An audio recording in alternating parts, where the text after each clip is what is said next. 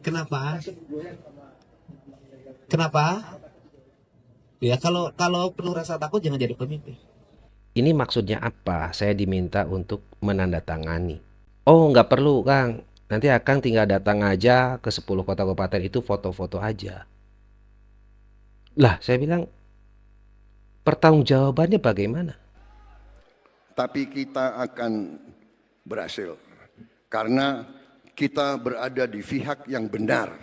Kita membela rakyat banyak. Mana Gubernur Jawa Barat KDM? Ya, ada yang menulis komentar seperti ini. Bagus sih, tapi kalau bongkar-bongkar, bagaimana kalau Anda ada di posisi itu? Mendingan tahap perbaikan dan tindakan aja dulu, Mas. Dari kata-katanya sepertinya bagus. Tahap perbaikan dan tindakan aja dulu. Tetapi kalau saya perhatikan secara keseluruhan, ini adalah komentar yang aneh. Seperti yang ketakutan kalau terbongkar. Atau bagian yang merasa kepanasan karena saya akan membongkar. Dan seperti ketakutan ketika terbongkar oleh gubernur terpilih Kang Deddy Mulyadi. Timnya Bang Jutek pun sudah melakukan perbaikan. Dan perbaikannya adalah melaporkan. Anda lihat ini. Infosubang.co. Tim Hukum Jabar Istimewa mengungkap adanya 176 tambang ilegal yang masih beroperasi di hampir seluruh wilayah Jawa Barat, diduga dibakingi oleh oknum aparat sipil maupun non-sipil. Dalam audiensi di Mapolda Jabar, Jumat 31 Januari 2025, perwakilan Tim Hukum Jabar Istimewa, Jutek Bongso, menyatakan pihaknya telah menyerahkan kajian hukum terkait tambang ilegal dan mendesak tindakan tegas dari Polda Jabar serta Kejaksaan Tinggi Jabar. Tim yang terdiri dari sekitar 1.000 advokat juga siap mengajukan gugatan hukum. Karena ini pertanyaan kepada saya dengan dituliskan, bagaimana kalau Anda ada di posisi itu? Ya posisi itu saya bukan ASN. Dan saya tidak mau jadi ASN. Kenapa? Tapi yang saya bingung, kenapa orang berlomba-lomba untuk menjadi ASN dan setelah menjadi ASN mencari-cari proyek untuk kepentingan sendiri. Kalau mau kaya, jangan jadi ASN, jadi pengusaha. Menjadi ASN itu adalah abdi negara, melayani masyarakat. Saya pernah ditawari 2019 membuatkan RAB ya, untuk suatu program dari hibah. Saya merancangkan RAB itu untuk 10 kota kabupaten.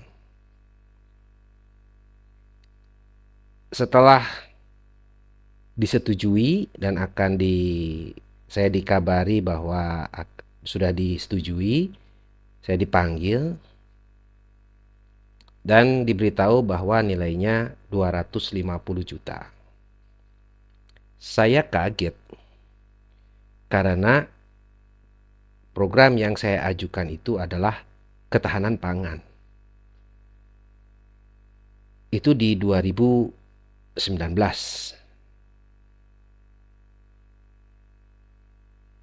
2020 ya, awal.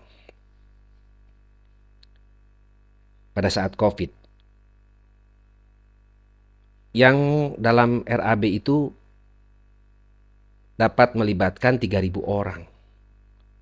Masyarakat, tidak termasuk keluarga. Jadi kalau satu keluarga itu minimal 2 orang bisa 6.000 di 10 kota kabupaten.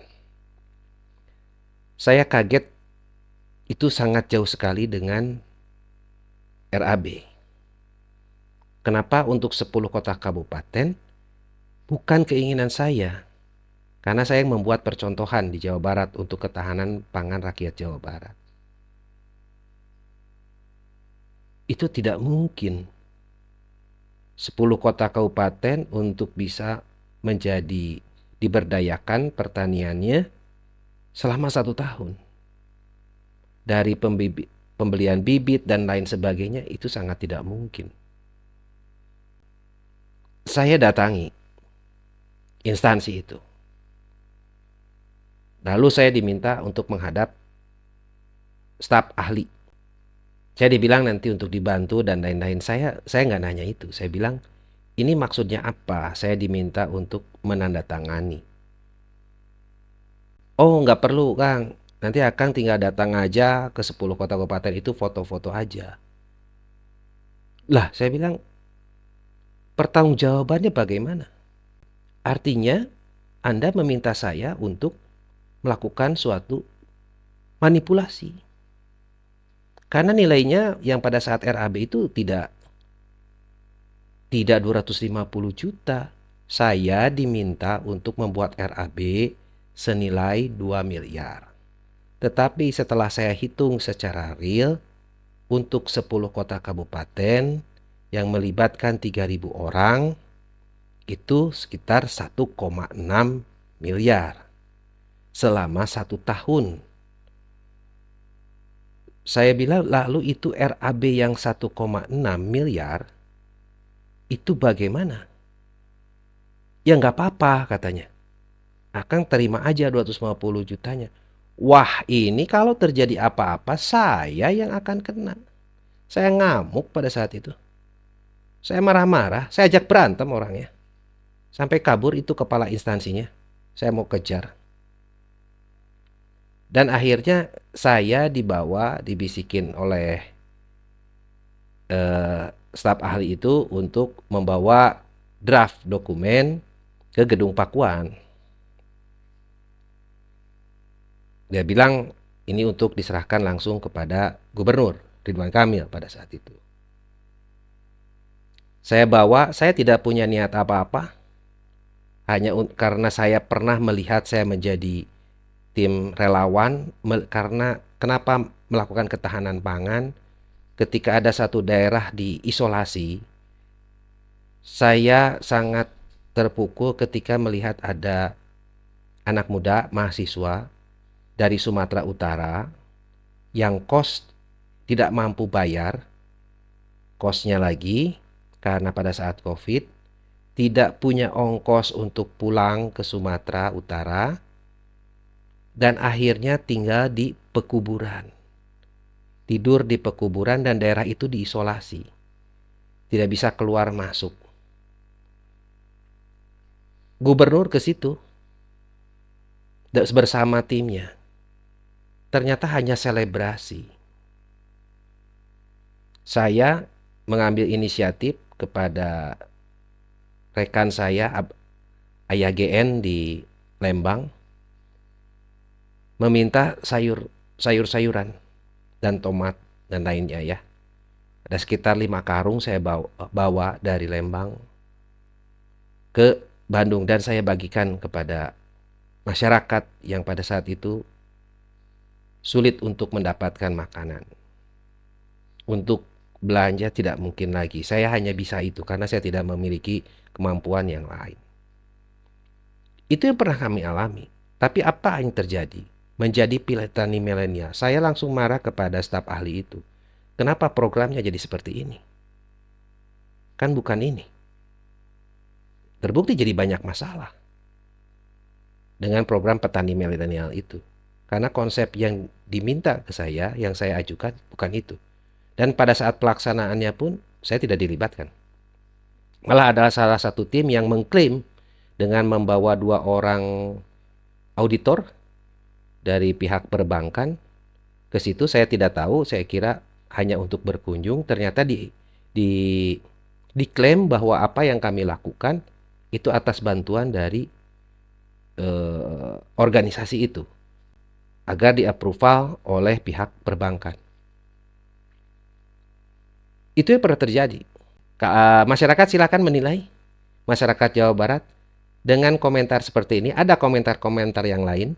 Anda bisa lihat kira-kira apa maksud di balik ini. Tapi saya tidak akan peduli. Kenapa? Saya membuktikan Kang Deddy Mulyadi berani. Tambang ilegal harus bersih. Pendekatannya bukan hanya pendekatan undang-undang pertambangan. Kita ingin melakukan pendekatan undang-undang korupsi. Karena mereka tidak bayar pajak berpuluh-puluh tahun. Dan mereka merugikan lingkungan yang berdampak pada kita harus merecovery lagi. Saya nanti sudah akan hitung itu. Berapa ratus miliar atau berapa triliun sih recovery yang diperlukan untuk melakukan recovery terhadap berbagai dampak dari penambangan ilegal. Ya, oke. Kenapa? Kenapa? Ya kalau penuh rasa takut jangan jadi pemimpin. Ya, di rumah aja. Saya juga hormat kepada Bapak Presiden Prabowo. Tapi kita akan berhasil karena kita berada di pihak yang benar. Kita membela rakyat banyak. Mana Gubernur Jawa Barat? KDM. Dan terbukti apa yang saya lakukan dari awal Januari memprediksi bahwa akan terjadi mengenai hilirisasi, itu dikatakan juga oleh Bapak Presiden Prabowo Subianto. Minimal 15 proyek, mega proyek yang miliar-miliar dolar kita mulai tanpa kita minta investasi dari luar negeri. Kita akan wujudkan cita-cita Bung Karno, berdiri di atas kaki kita sendiri. Kita tidak akan minta-minta. Ada yang datang dari luar, hanya saya bilang, silakan, Anda mau masuk ke Indonesia, kami terbuka. Tapi kita tidak akan mengemis, saudara-saudara sekalian. Kita akan bangkit dengan kekuatan kita sendiri, saudara-saudara sekalian. 15 mega proyek hilirisasi yang Provinsi Jawa Barat telah saya ingatkan berulang-ulang selama 1 tahun. Tidak ada perbaikan. Jadi apa yang harus diperbaiki? Kapasitas. Ya karena Anda kan selalunya ingin kegiatannya adalah capacity building. Kalau capacity artinya wadahnya. Apakah organisasinya diperbaiki? Bukan yang salah, orangnya. Jadi kalau peningkatan kapasitas, ya orangnya diganti. Supaya kapasitasnya jauh lebih baik.